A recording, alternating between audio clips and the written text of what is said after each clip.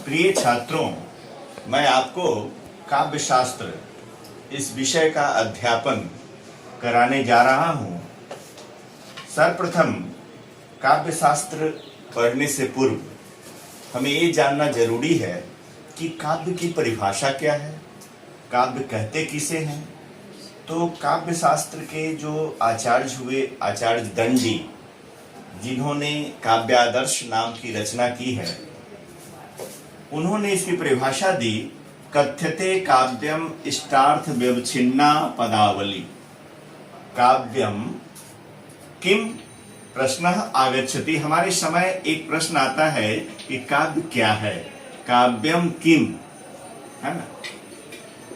तो उन्होंने उत्तर दिया कि कथ्यते काव्यम इष्टार्थ व्यवच्छिन्ना पदावली। यहाँ पर हमें इष्टार्थ व्यवच्छिन्ना पदावली का अध्ययन करना आवश्यक है। अब इसमें जो शब्द है, तीन शब्द है, एक है इष्ट, दूसरा है अर्थ और तीसरा जो शब्द है व्यवच्छिन्ना, और चौथा शब्द है पदावली। ये इसको भी अगर कर देंगे पदावली। अब मैं इसकी व्याख्या अगर करूं तो इस परिभाषा को आप पूर्णतः समझ जाएंगे। इष्ट का अर्थ होता है रमणीयार्थ। आप कोई भी पाठक चाहता है कि रमणीय जो अर्थ देने वाला हो, रमणीय या किससे, रस परिपाक, रस से पूर्ण, रस परिपूर्ण जो रचना होगी वही रमणीय होगी। इसी को इष्ट कहा काव्यों में, काव्य के जानकार कवियों ने। अर्थ तीन प्रकार के होते हैं, आप समझे होंगे, पढ़े होंगे। वाच्य, लक्ष्य और व्यंग्य, तीन प्रकार के अर्थ होते हैं। वाच्यार्थ, लक्ष्यार्थ और व्यंग्यार्थ। अभिधा से वाच्यार्थ, लक्षणा से लक्ष्यार्थ और व्यंजना से व्यंग्यार्थ की प्रतीति होती है। व्यवच्छिन्ना का अर्थ होता है विलक्षणीकृता, विलक्षण बना दी गई, विलक्षणीकृता, या दूसरे शब्दों में हम कह सकते हैं गर्भितार्थ प्रकाशिका, गर्भित अर्थ को प्रकाशित करने वाली, गर्भितार्थ प्रकाशिका।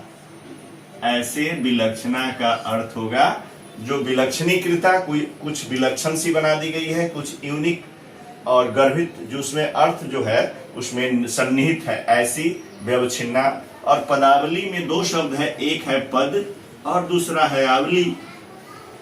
आवली का अर्थ होता है समूह, समूह, और पद का अर्थ है सुप्तिगंतम पदम। आपने पढ़ा होगा सुप्तिगंतम पदम, जो सुबंतम तिगंतम च पद संज्ञम भवति। सुबंत और तिगंत दोनों मिलाकर पद बनता है, और आवली माने समूह।